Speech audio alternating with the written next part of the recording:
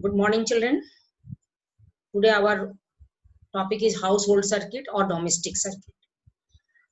You already learn about the effect of current, resistance, Ohm's law, flow of current, potential difference. You have idea about each property of the current. Now, children, domestic circuit in our home, from the pole, two wires comes on our home. And it is one is the live wire, which is in red color, and second is the neutral wire, which is black in color. Both comes from the pole and passes from the external fuse, that is the sealed fuse, and then our meter. And meter, this is the meter, or in meter, after that there is the distribution of voltage supply in our home, where either in rooms or in floors. So this one is the local fuse. That generally two types of fuse are used. Fuse are used in our domestic circuit, that is 5 ampere and 15 ampere. In starting, that is of coming from the pole, and the fuse from the fuse attached, that is 15 ampere.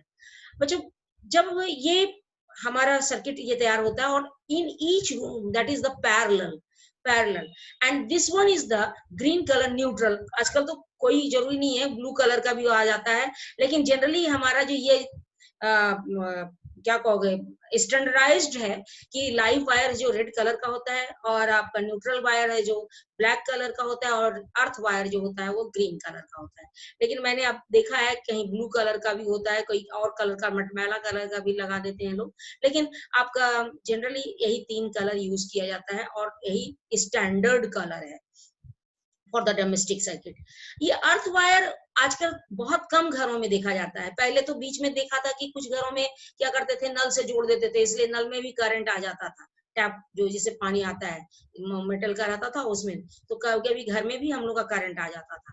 लेकिन अभी जो है, कहा जाता है कि अगर proper आपको अर्थिंग करना है कि घर में किसी को शॉक ना लगे, किसी को इलेक्ट्रिकल शॉक ना लगे, तो प्रॉपर आपका होना चाहिए. और उसके लिए क्या किया जाता है कि एक मेटल प्लेट होता है, मेटल प्लेट से आपको अंदर बरीड अंदर द अर्थ, और उससे एक वायर आता है जो कि पैरेलल, इन दोनों के पैरेलल जाता है, और उन सब स्विच में जाता है जिसमें कि आपका 3 प्लग, यानी कि वो ऐसे इंस्ट्रूमेंट ऐड करते हो जिसको कि तुम टच करते हो, जैसे आयरन हुआ, जैसे आपका गीजर हुआ, जैसे हुआ आपका फ्रीज हुआ, जैसे हीटर हुआ, ये सब चीजें, मिक्सी हुआ, जिसको हम लोग हैंडी है, माने हम लोग उसको यूज करते हैं, और मे भी उसमें मेटल का कुछ डैमेज होगा तो हमें शॉक भी लग सकता है, करंट भी मार सकता है. तो इसको बचाने के लिए हम लोग अर्थिंग वायर यूज करते हैं. तो earthing wire is safety measures. ठीक है, तो हम लोग के घर में ये 3 केबल हम तुम लोगों को दिखती है, 3 केबल यूज करते हैं, और उसके बाद 3 केबल्स यूज करने के बाद हम लोगों का चलता है. फिर आपका क्या है कि घर में हम लोग को 220 वोल्ट सप्लाई होता है. तुम लोग को मालूम है ना, जहां से सप्लाई होता है, जहां से प्रोडक्शन होता है, वहां 33 केवी किलो 33,000 किलो वोल्ट हम लोग का सप्लाई होता है. और वो किलो वोल्ट, उसको हम लोग क्या करते हैं कि जब सप्लाई, जब हम लोग वायरिंग के थ्रू हम लोग जब बाहर भेजते हैं, तो उसको कितना कहोगे, 121 केवी आपका वोल्ट के रूप में कन्वर्ट किया जाता है बाय स्टेप अप ट्रांसफार्मर. और वोल्टेज इसलिए बढ़ाया जाता है कि तुम लोग joules law of heating effect पढ़ चुके हो, करंट I स्क्वायर RT, यानी कि करंट अगर बढ़ाओगे तो हीटिंग ज्यादा होगा, in comparison of V potential बढ़ाओगे.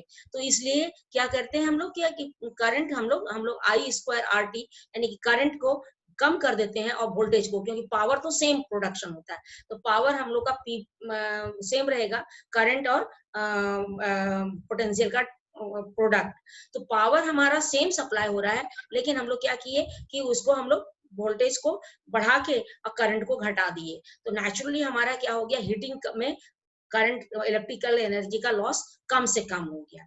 अब उसके बाद जब आता है तो बड़े बड़े फैक्ट्रीज में 33 केवी आपका किलो वोल्ट जाता है और उसको स्टेप डाउन से भेजा जाता है डायरेक्ट वहां से।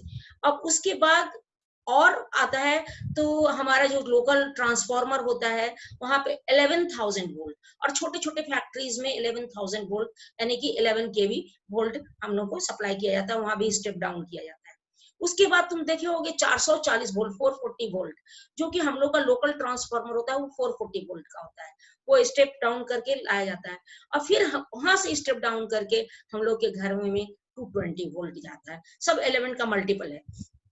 तो हम लोग के घर में 220 वोल्ट और 50 हर्ज का मतलब है कि 100 टाइम्स फेज चेंज करता है, यानी कि एक बार पॉजिटिव जाता है नेगेटिव, और एक वेव एक वाइब्रेशन जो कंप्लीट वाइब्रेशन है वो टोटल वाइब्रेशन 50 टाइम्स करता है। तो ये हमारा 50 हर्ज का इलेक्ट्रिकल करंट होता है। This wire are connected in our meter board and main fuse. ठीक है, two parallel and separate circuit are used, 5 ampere for wall fan and 15 ampere for geyser, heater, etc.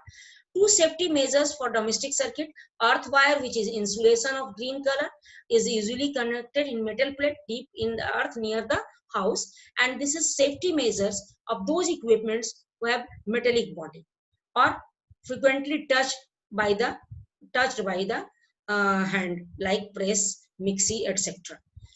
इसके बाद हम लोगों का जो है अर्थिंग तो तुम लोग देख ही रहे हो।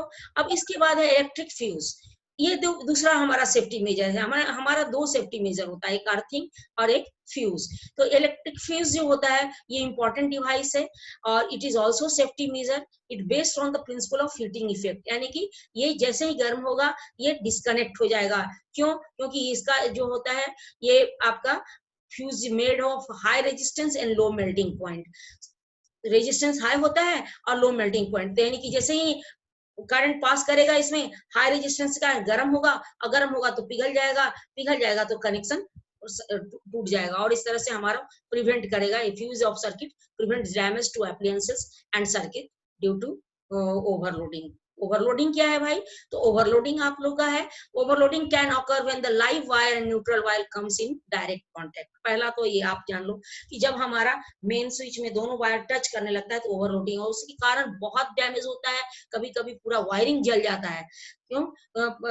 इसलिए कहता है कि आपका प्रॉपर फ्यूज जो होना चाहिए वो प्रॉपर होना चाहिए और एक लिमिट में होना चाहिए, ये नहीं कि हम मोटा सा वायर फ्यूज में लगा दिए। This occur when insulation of wire is damaged or in the fault of appliances. This is called short circuiting. ऐसा जब होता है यानी कि दोनों आपस में लाइव वायर और न्यूट्रल वायर कांटेक्ट में आता है तो उसका दो रीजन होता है, या तो हमारा इंसुलेशन गल गया है कहीं से और दोनों आपस में कांटेक्ट में आ गया है, या फिर कोई एप्लायंसेस में कोई दोष है और जिसके कारण दोनों टच कर रहा है। Suddenly flow of unduly high electric current in the circuit, कहता है कि बहुत ज्यादा करंट एक बैग आ गया आपके घर में, तब ऐसा हो जाता है। Too many appliances connected in the same socket, तब ओवरलोडिंग होता है, और इस तरह से ओवरलोडिंग से हम लोग को सेव करता है। आज इतना ही, thank you and good day. Good day. और अच्छा, ये आमीटर और वोल्ट मीटर के बारे में तुम लोग को तुम बता चुके हैं। आमीटर जो है वो होता है करंट मेजर करने के लिए, और इसको सीरीज में लगाया जाता है। ये लो रेजिस्टेंस का होता है। अगर कहता है आइडियल रेजिस्टेंस है तो 0 रेजिस्टेंस होना चाहिए, और पोटेंशियल वोल्ट मीटर जो है पोटेंशियल डिफरेंस मेजर करने के लिए होता है। ये हाई रेजिस्टेंस होता है, इनफिनाइट रेजिस्टेंस है जो अगर आइडियल अगर वोल्ट मीटर है तो। Volt meter is always connected in parallel of the circuit. ठीक है, गुड डे।